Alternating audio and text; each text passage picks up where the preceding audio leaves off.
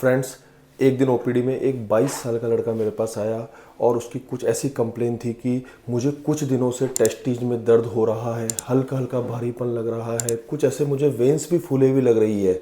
लेकिन उसको मतलब जनरलाइज टेस्टिकुलर पेन था एक साइड में, लेफ्ट साइड में। वो उसने गूगल पे डाला कि टेस्टिकुलर पेन के क्या क्या कारण होते हैं, तो उसमें सबसे ऊपर लिखे हुआ आया उसके सिम्टम्स को देखते हुए वेरिकोसील। वो बहुत घबरा गया।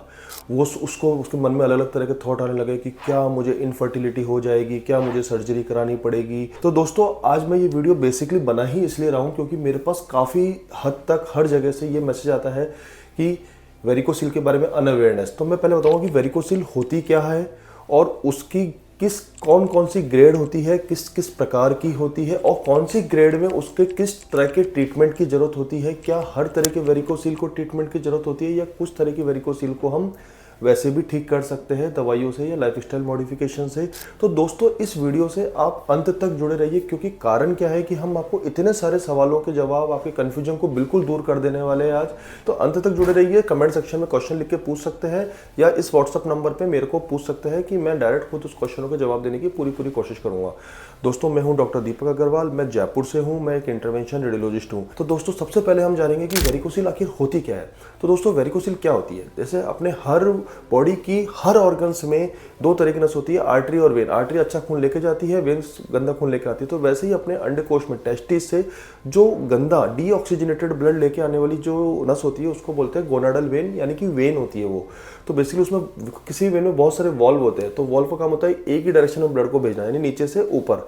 लेकिन किसी कारणवश वो वॉल्व खराब हो जाए, जैसे बहुत सारे कारण होते हैं, किसी कारणवश वो वॉल्व खराब हो जाए तो ब्लड नीचे रुकना चालू हो जाता है और चालू होते होते वो नीचे उसमें वेन्स फूल जाती है और वेन्स फूल के जो फूल जाती है उस वेन को ही हम वेरिकोसील बोलते हैं। अब दूसरा आता है तो स्टेज 1 वेरिकोसील क्या होती है। स्टेज 1 वेरिकोसील ये होती है कि आपको हल्का हल्का सा टेस्टिज में हल्का हल्का सा कभी कभी दर्द हो सकता है, जरूरी नहीं रेगुलर हो, जरूरी नहीं है कि मतलब कभी कभी हो सकता है, कभी कभी आपको ऐसा लगता है हैवीनेस हो सकती है और वंस से वाइल आप खड़े होते हो या कॉफ करते हो तो आपको अपनी वेन्स थोड़ी सी उभर के दिख सकती है। तो ये बहुत माइल्ड स्टेज की वेरिकोसील होती है दोस्तों।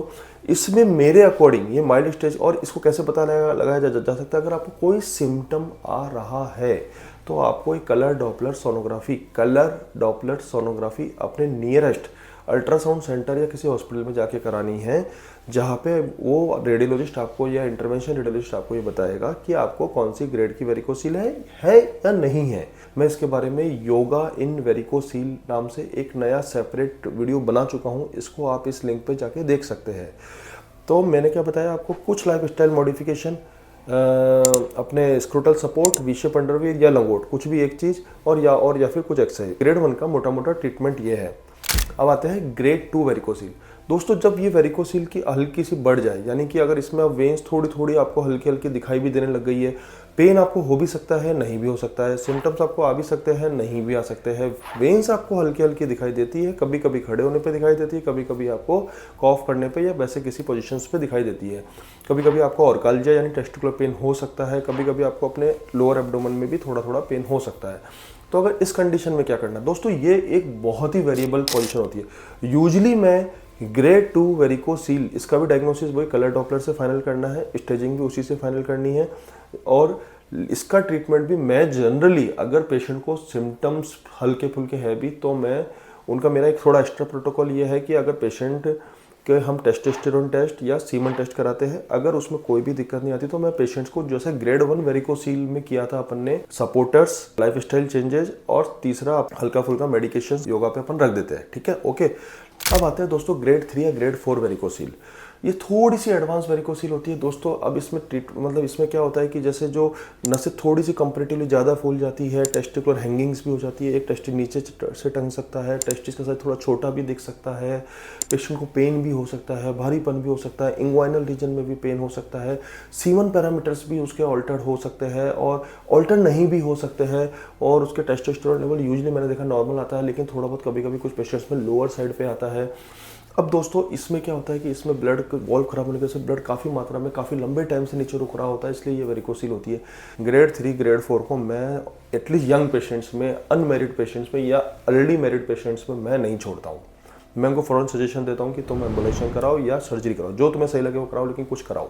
तो व्हाट इज द डिफरेंस दोस्तों? देखो, मैं बहुत ज़्यादा लिपापोती नहीं करूँगा, मैं बहुत सिंपल सा डिफरेंस बताऊँगा वो। आप सोचिए कि सर्जरी क्या है, कोई भी सर्जरी, एनेस्थीसिया दिया जाएगा डेफिनेटली, बेड रेस्ट होगा ही होगा, सूचर आएंगे ही आएंगे। दूसरा आता है एम्बुलेशन, डे केयर प्रोसीजर है, किसी तरह की कोई चीरा नहीं लगता, कोई टाका नहीं लगता, किसी तरह का कोई एनेस्थीसिया नहीं दिया जाता, लोकल एनेस्थीसिया में होता है। इन्फेक्शन के चांस ऑलमोस्ट ना के बराबर होता है, रिकरेंस के चांस ऑलमोस्ट 1 to 2% होते हैं, फेल्योर के चांस 1 to 2% होते हैं। तो दोस्तों मैं आपको ये मैं आपको बेसिकली ये बताना चाह रहा हूँ कि डिफरेंस तो अब आपको सेलेक्ट करना है। लोग बोलते हैं फ़ोन पे सर कौन सा बेस्ट है, बेस्ट क्या होता है सर, आपको सेलेक्ट करना है कि बेस्ट क्या है। मैंने आपको बता दिया कि ये इसमें ये होता है, इसमें ये होता है।